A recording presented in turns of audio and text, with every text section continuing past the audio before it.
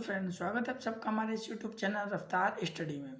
तो आज हम इस वीडियो में समझेंगे consumer equilibrium and assumptions of IC analysis of consumer equilibrium.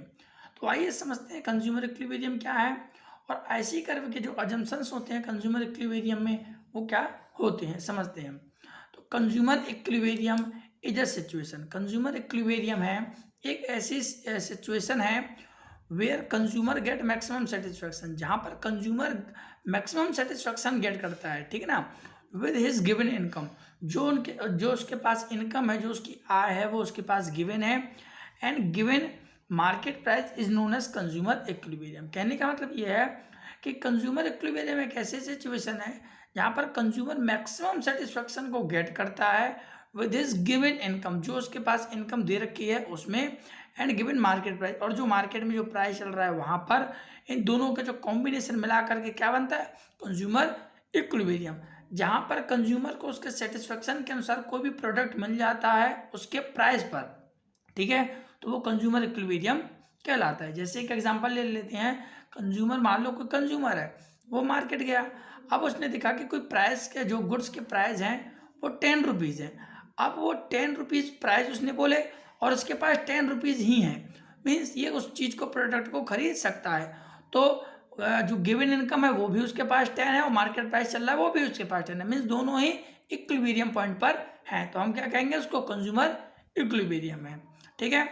आइए समझते हैं assumptions of indifference curve. IC का मतलब है indifference curve analysis of consumer equilibrium. पहला है हमारा, money income of consumer is given and does not change.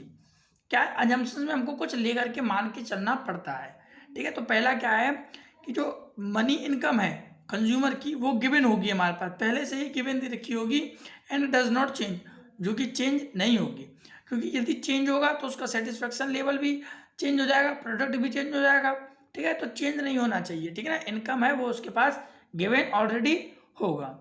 The consumer spend his income on 2 goods.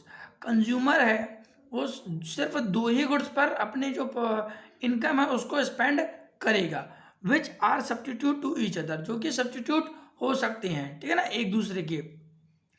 More of goods always gives more satisfaction. यहाँ कहने का मतलब है मोर ऑफ गुड्स, ज़्यादा goods always gives more satisfaction. सीधी सी बात है भाई कि ज़्यादा गुड्स का यदि हम कंजप्शन करेंगे तो उससे मिलने वाला सेटिस्फैक्शन है वो भी ज़्यादा होगा, सही बात है ना, ठीक। तो इसीलिए यहाँ पे क्या रखा है, more of goods always gives more satisfaction to the consumer. Consumer को ज़्यादा गुड्स यदि मिलेंगे तो उससे मिलने वाला सेटिस्फैक्शन है वो भी ज़्यादा होगा। This is called monotonic preference of for a goods. याद रखना है, डेफिनेशन भी है ये मोनोटोनिक प्रेफरेंस की। तो मोनोटोनिक प्रेफरेंस की यदि डेफिनेशन आती है आपके एग्जाम में तो क्या है, monotonic preference means more of goods always gives more satisfaction to the consumer, ठीक है। ज़्यादा गुड्स, जो बंडल ऑफ गुड्स होती हैं, more bundle of goods gives more satisfaction to the consumer, that has been called monotonic preference. Then fourth है हमारा last, the consumer is rational. Consumer is rational का मतलब है जो कंज्यूमर है एक समझदार व्यक्ति होना चाहिए। मीन समझदार का मतलब क्या है कि यदि उसको जो अजम्पशंस दिए जा रहे हैं तो उसमें उसको एक समझदारी दिखानी है, वो बार बार सवाल जवाब नहीं करना चाहिए। जैसे कि money of income consumer is given does not change, जैसे हमने एक अजम्पशन माना कि जो कंज्यूमर की इनकम है वो चेंज नहीं होगी, सेम रहेगा जो गिवन होगा इनकम। बट कुछ कंज्यूमर्स ऐसे हैं कि हमको ये नहीं कहना है कि क्यों नहीं हो सकती चेंज, उसकी मर्जी है, ये सब नहीं कहना है, ठीक है ना।